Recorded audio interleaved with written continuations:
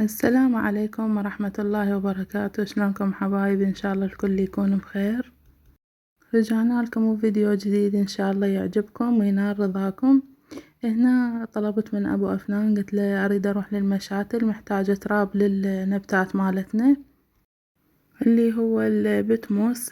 ترابهن خاص، يعني هذا النبات اللي هو اللبلاب الداخلي اللي يتخلى بالبيت شوية، يعني يريد له تراب خاص، ما يريد له أي يعني نوع. فدائما يعني بين فترات طويلة مبدلة، فصار اني فترة كلش طويلة ما مبدلته. فخطية هسه اراويكم حالهم شلون صار. فقلت له خلي اجيب لهم تراب، قال امشوا هاي هنا ندا ناخذكم جولة بالمشاتل اللي موجودة عندنا. صراحة اني ظلمتهم بالتصوير، هم مكانهم كلش حلو، يعني صايرة مجموعة مال مشاتل خصصوا لهم مكان، واجواء يعني المكان كلش حلوة. قمنا نتجول احنا من مكان لمكان، فاستحي يعني اصور. فاخر مكان استأذنت من ابو المشتل وقلت له راح اصور، قال تفضلي براحتك. فماكو احلى من يعني اجواء الخضار، ويعني شغلات كلش حلوة موجودة عندهم. اني عن نفسي كلش احب يعني النباتات بالبيت، اللي متوفرة عندهم حديقة يعني بالعافية عليهم. واللي ما عنده مثلي اني مسوية على الدرج، مخليتلش كم سندانة. وهذا حال النبات اللي قلت لكم عندي. شوفوا شلون التراب مالته، ما يحب هذا النوع من النباتات، ما يحب التربة الثقيلة ولا يحب المي الزايد.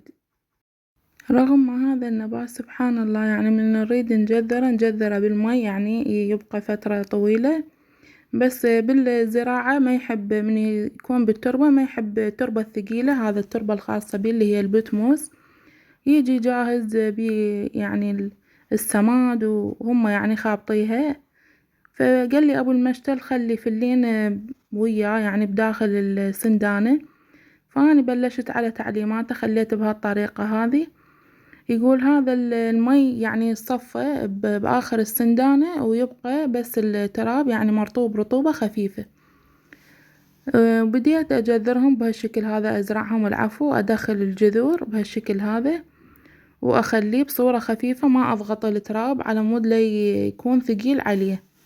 شوفوا بلشت اوخر ذاك التراب القديم كله، وخرته وبديت ازرعهم.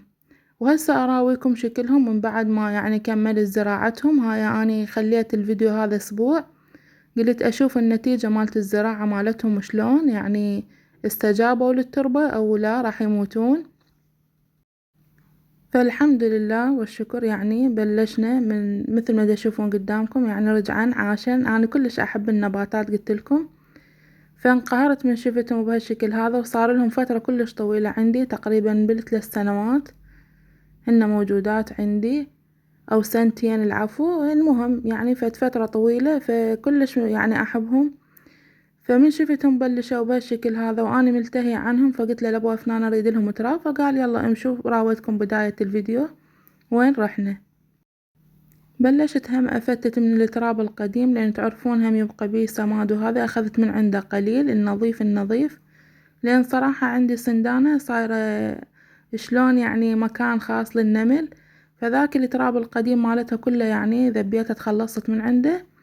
بس هذا لا، ترابهم نظيف. بلشت بهالشكل هذا ارجع واشتغل بيهم. واللي وصل ويانا اللي هنا لا ينسانا من اللايك والاشتراك وتفعيل الجرس حتى يوصلكم كل جديد.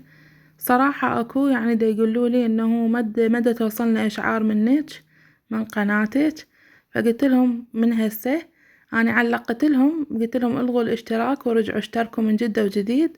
فاذا دا تسمعوني هم نفس الفقرة، الغوا الاشتراك ورجعوا اشتركوا من جدة وجديد على مود يوصلكم كل جديد. وهاي هنا احنا كملنا يعني بهالشكل هذا. راح ابدي بالبخاخ مالت المي، ابدي ابخلهم المي بهالشكل، لان قلت لكم هم ما يحبون المي الهواية. على العموم يعني من نريد نجذرهم احنا نجذرهم بالمي، بس سبحان الله يعني من نريد نزرعهم ما يحبون لا مي ثقيل هواية، العفو لا تراب ثقيل ولا مي هواية يعني بالزرع بالسقي. بهالشكل هذا بلشنا بيهم. إن شاء الله فكرتنا يعني للعناية بالنباتات الداخلية اللي بالبيت عجبتكم، وإن شاء الله تستفادون من عدها. بعض المعلومات من عندنا منا ومنكم يعني نستفاد من عندها. هاي هنا بلشنا تشوفون نسقيهم. هسه اراويكم شكلهم من بعد ما مر عليهم اسبوع شلون الاوراق انتعشت ورجعت يعني نفس ما كانت بالبداية، يعني رجعت خضرة وشكلها حلو. هنا تحسوها ذابلة ومنتهية يعني واصلة فد مرحلة. بس هسه يعني من بعد ما جذرتهم زرعتهم العفو من جدة وجديد، شوفوا شكلهم شلون راح يصير اخضر والاوراق زاهية. واذا تحبون هم تاخذون من مثلا من توصل عندكم مرحلة سراويكم اياها شكلها يعني متدلي من على الدرج. هذا شكلهم من بعد ما مر اسبوع شلون الاوراق انتعشت. واذا تريدون تجذروهم تاخذون يعني من بين عقدتين وتزرعوها بالمي، تخلوها فترة تبدي تطلع جذور جديدة. انا مراويتكم هم بفيديو سابق، او من بعدها نرجع نغرسها بالتربة. هذا فيديونا عن النباتات، وسويت لهم الغدا هنا على السريع يعني كنت مستعجلة. دجاج بالخضروات كلش يحبوها هاي الأكلة عندي. هنا أنا جهزتهم اني. حبيت يعني أنا هم مشاركت هذا الفيديو وياكم، بس حبيت أشارككم يعني كمحتوى اليوم. وهذا شكل غدانا من بعد ما استوى. وجبة كلش لذيذة وطيبة. تحبون تقدموها ويا التمن؟ صراحة احنا ناس اكلوها ويا التمن وناس اكلناها احنا بالخبز. هذا فيديونا لليوم. التقيكم بفيديو جديد حبايبي، ومع الف سلامة.